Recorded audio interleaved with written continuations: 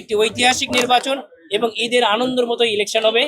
বাংলাদেশের জন্মলগ্ন থেকেই বাংলাদেশে একটি সুষ্ঠু নির্বাচন আমরা কোনো সময়ের জন্য পাই নাই, যার ফলশ্রুতিতে জুলাইয়ে আমাদের অসংখ্য ছাত্র যুবক বোনেরা জীবন দিয়েছে।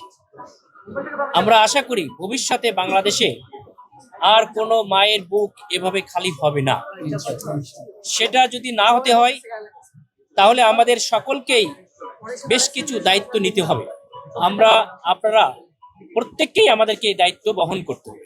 আমি গতকালকেও একটা কথা বলেছি যে আমাদের সাংবাদিক ভাইরাই সবচেয়ে গুরুত্বপূর্ণ এই পার্সেপসে ভূমিকা পালন করবে।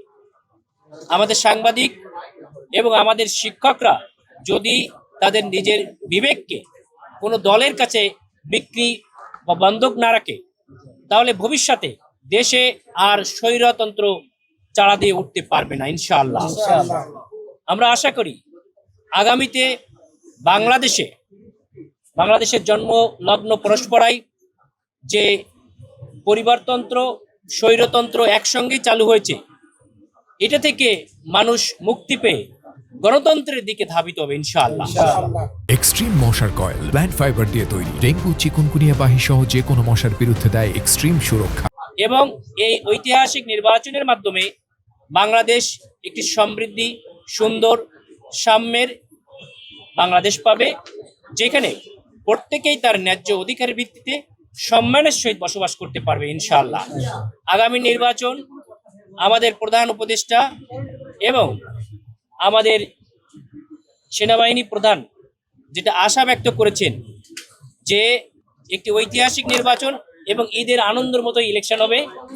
আমরা মনে করি আপনারা সবাই বেশ এনজয় করছি।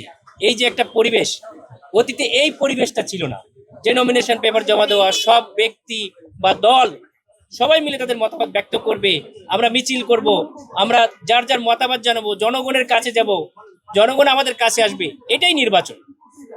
এবং এই আবহাওয়া একটি সুন্দরভাবে কোনো রেষারেষি, কোনো মারামারি, কোনো কাটাকাটি এটা হবে না।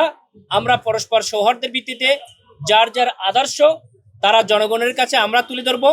আপনারা আপনাদের মিডিয়ার মাধ্যমে নিরপেক্ষভাবে সেটা মানুষের কাছে তুলে ধরবেন